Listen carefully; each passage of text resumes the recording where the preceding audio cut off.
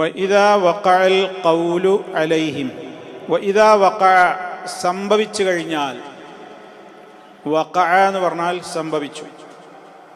വഇദാ വഖഅ സംഭവിച്ചു കഴിഞ്ഞാൽ അല്ലെങ്കിൽ സംഭവിക്കുമ്പോൾ,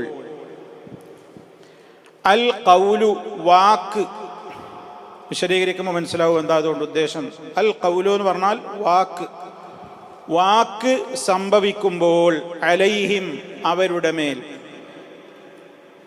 അവരുടെ മേൽ വാക്ക് സംഭവിക്കുമ്പോൾ, അഖ്റജ്നാ ലഹും, അഖ്റജ്നാ നാം പുറപ്പെടുവിക്കുന്നതാണ്, നാം പുറപ്പെടുവിക്കുന്നതാണ്. അഖ്റജ പുറപ്പെടുവിച്ചു, അഖ്റജ്നാ നാം പുറപ്പെടുവിക്കുന്നതാണ്. ലഹും അവർക്ക്, ലഹും അവർക്ക്,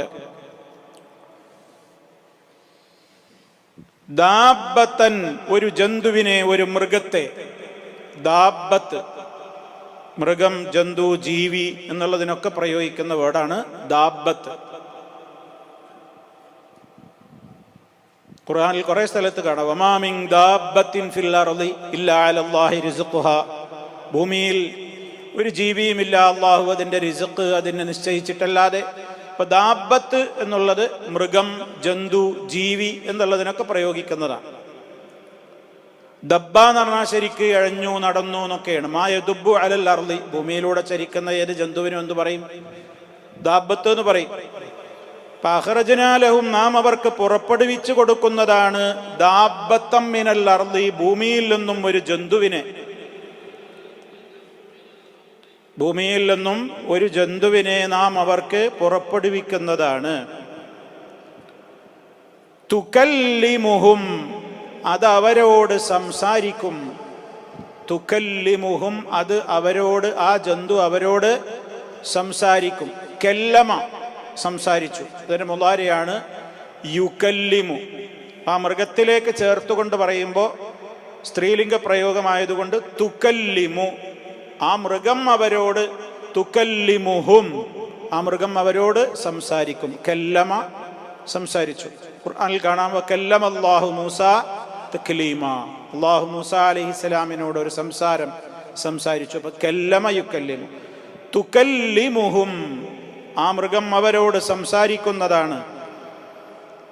അന്നന്നാസ തീർച്ചയായും ജനങ്ങൾ, അന്നന്നാസ തീർച്ചയായും ജനങ്ങൾ, കാനൂ അവർ ആയിത്തീർന്നിരിക്കുന്നു, കാനൂ അവർ ആയിത്തീർന്നിരിക്കുന്നു, ബി ആയാതിന നമ്മുടെ ദൃഷ്ടാന്തങ്ങളെ, ബി ആയാതിന നമ്മുടെ ദൃഷ്ടാന്തങ്ങളിൽ, ലാ യൂഖിനൂന അവർ ദൃഢമായി വിശ്വസിക്കാത്തവരായി തീർന്നിരിക്കുന്നു എന്ന് ആ മൃഗം അവരോട് സംസാരിക്കും. അപ്പൊ ഈ ആയത്തിൽ പറയുന്നത് അശ്റാത്തുസ്സാഅത്തിൽപ്പെട്ട ഒരു പ്രധാനപ്പെട്ട ഒരു കാര്യമാണ്. അന്ത്യനാള് എപ്പോഴാണ് എന്ന് നബി സല്ലല്ലാഹു അലൈഹി വസല്ലം ചോദിക്കപ്പെട്ടല്ലോ. ജിബ്രീൽ അലൈഹിസ്സലാമിൻ്റെ ഹദീസിൽ നമുക്ക് കാണാം. നബി സല്ലല്ലാഹു അലൈഹി വസല്ലം അറിയില്ല, ചോദിച്ച ആളേക്കാൾ ചോദിക്കപ്പെട്ടയാൾക്ക് അതിനെക്കുറിച്ച് വിവരമൊന്നുമില്ല എന്ന് പറഞ്ഞല്ലോ. പിന്നെ അശ്റാത്തുസ്സാഅത്തുകളായിക്കൊണ്ട്, അന്ത്യനാളിൻ്റെ അടയാളങ്ങളായിക്കൊണ്ട്, ലോകം അവസാനിക്കുന്നതിൻ്റെ മുന്നോടിയായി കുറേ അടയാളങ്ങൾ ഈ ലോകത്ത് വരാനുണ്ട്. അതിൽ അലാമാത്തു സുഗറയുണ്ട്, അലാമാത്തുൽ കുബറയുണ്ട്. ചെറിയ ചെറിയ ദൃഷ്ടാന്തങ്ങൾ വന്നു പോകാനുണ്ട്, വലിയ ദൃഷ്ടാന്തങ്ങൾ വരാനുണ്ട്. ഈ വലിയ ദൃഷ്ടാന്തങ്ങളുടെ പ്രത്യേകത അത് ലോകാവസാനത്തോട് തൊട്ടാണ് സംഭവിക്കുക. അത് നടന്നു കഴിഞ്ഞാൽ പിന്നെ അധികം താമസം ഉണ്ടാവില്ല.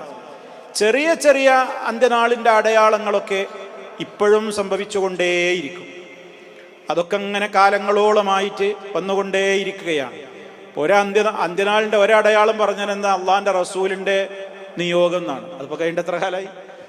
അള്ളാഹിൻ്റെ റസൂൽ വരൽ തന്നെയാണ് ഈ ലോകത്തിൻ്റെ അവസാനത്തിൻ്റെ ഒരു അടയാളം എന്നാണ്. ഇപ്പം നബി സല്ലല്ലാഹു അലൈഹി വസല്ലം വന്നിട്ടുന്ന കാലം 1400 വർഷങ്ങളായില്ലേ? അവിടുന്ന് അങ്ങോട്ട് പലതും സംഭവിച്ചു. എണ്ണിപ്പറഞ്ഞ ഒരുപാട് അലാമാത്തുകളുണ്ട്.